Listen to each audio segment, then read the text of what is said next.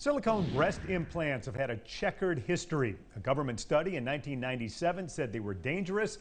Then the FDA cleared them in 2006. Now women with implants are getting sick again and getting their implants removed, and in many cases finding relief. News 5 investigates, are your breast implants making you sick? Cherish Lombard is doing the research and reports thousands of women say they feel like themselves again.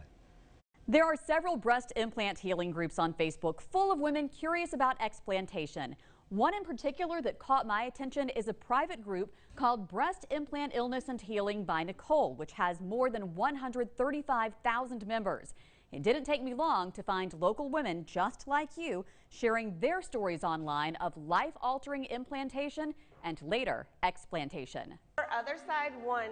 Missy Britt's story is like so many. I had always been insecure about my breast size. Her insecurities about her breast size led her to get breast implants, and she feels her implants led to her health problems. I started getting sick more often, and that probably started around year 3, and then it just progressively got worse after that. Fatigue and brain fog, and I started having really bad panic attacks. I took a leave like it was candy because everything just hurt all the time. At first, Missy chalked it all up to getting older, but that little voice inside her kept telling her that wasn't it. So she started doing some research. Almost all of it pointed to her breast implants. I knew in my heart, I knew in my gut that once I discovered this illness, that's what was wrong with me. Because the breast implant industry is a multi-billion-dollar industry and because the FDA considers them safe, not all doctors believe in breast implant illness and won't remove the implants because of it. Every doctor I went to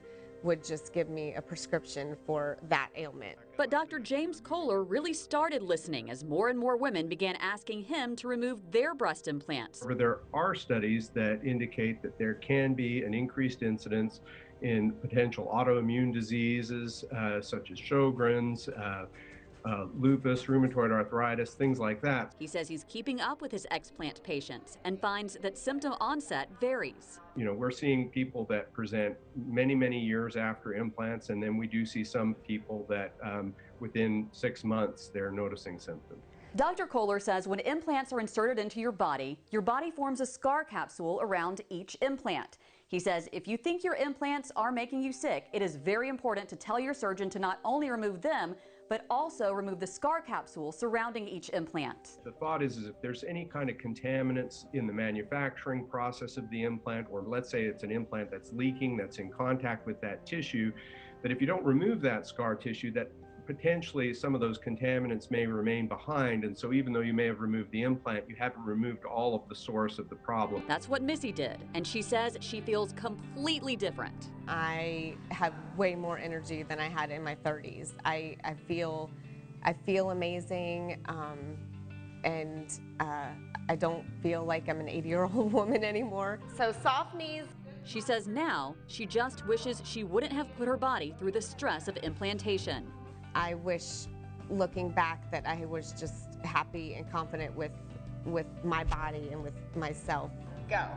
Today, she is. And she's trying to give other women the information she now knows that she wishes she had known then, and the confidence to love your body. All right, good job, everybody. No matter your breast size. This is not only a health burden, but also a financial burden for most women because of the debate, is BII real? In most cases, insurance will not pay for removal. Attorneys across the globe are heading up lawsuits for women whose breast implants are responsible for BIA-ALCL, or breast implant associated anaplastic large cell lymphoma. Some attorneys are now also working on cases regarding breast implant illness. If you believe you're suffering from BII and you would like to see a list of attorneys and surgeons who will remove the implants, as well as talk to women who can relate to what you're going through, search breast implant illness on WKRG.com. Cherish Lombard, WKRG News 5.